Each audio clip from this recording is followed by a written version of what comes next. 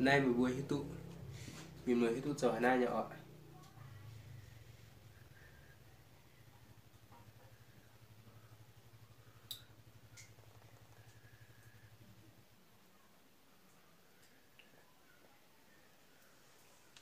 suốt trên bảng ô mà cả khai nó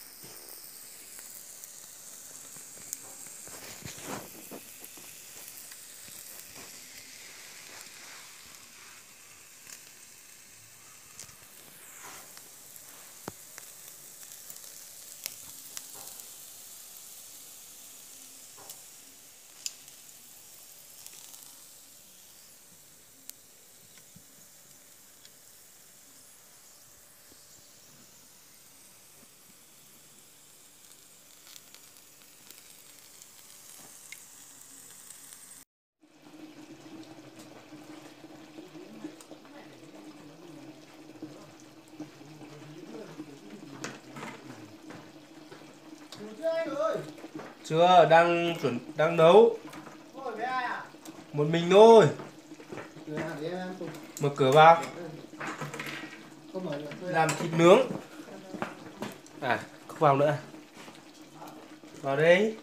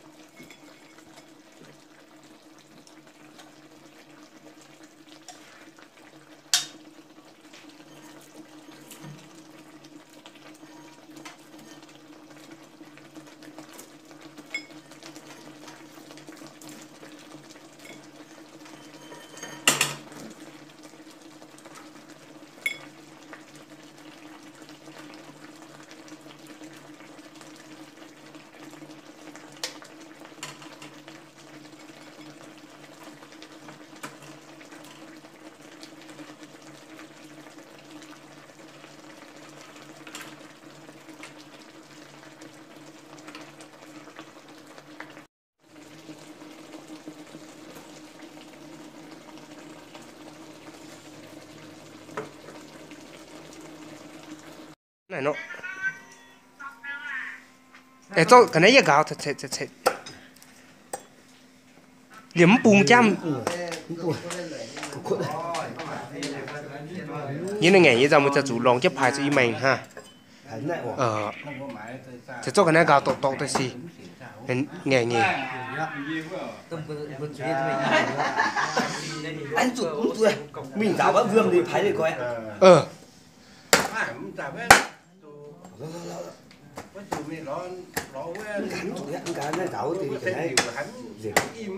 À thằng hú rồi. Cao thế. Này gì người này bỏ ra rồi. Wow, có là gì chết đâu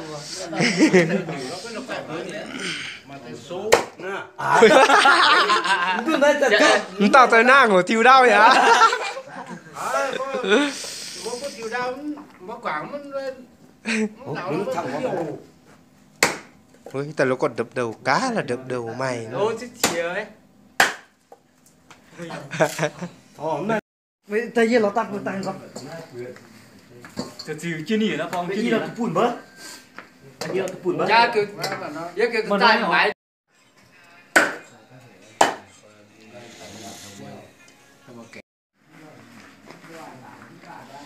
Cảm ơn tù chứ. Mình ra thùng các bạn Vương ấy. Ô, quê thủng này.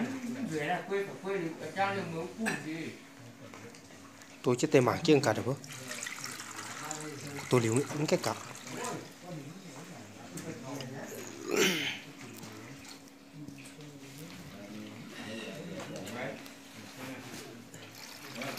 Tôi liều thêm. Rồi. Tôi ạ. Thúy nó phiên tế bổ liều nó phá tại. Sao mình chín. Liều nó cho phá tại đại.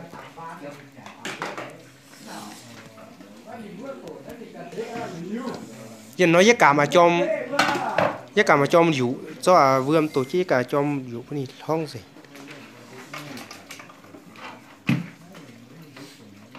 Khác như vậy, hai buông xe tụ. Khác.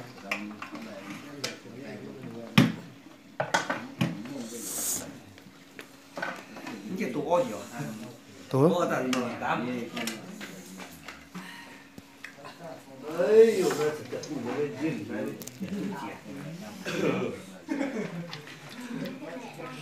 Tổ tí ton không gì. Chưa đi cho phải. Đám giáo kia mình chỉ ăn chứ này. Ồ, giáo vệ cho tay giấm này. Này không? Có cho mình thoát tiền xanh xanh.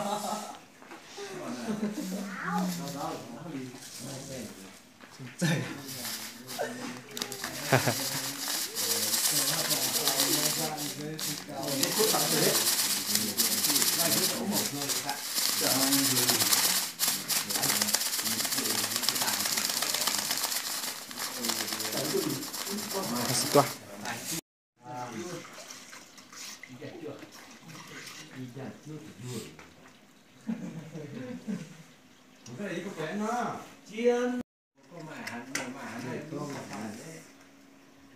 Tây đấy ta. tô bươn gì cho phèo lắm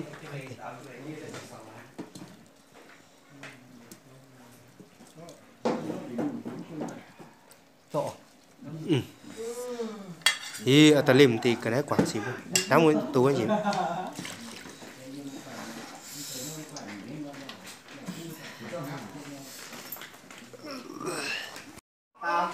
ô chúa lô ta chúa chơi nhàn lô em cùng mẹ vô ai sẽ ôi đối với cho chẳng cho giỏ mì gì nhung cho tế tài cho tế ăn chắc chứ mà Bung dẹp béo luôn miền Tây nè. Có nhiều à, có cả chị. bây giờ sao chẳng bùn nữa ô ê thì sao mà bảo à vậy giờ dồn phun tế giữa mày hấm buồn mày nè ô xuống lộp ní mà ní chẳng cùng à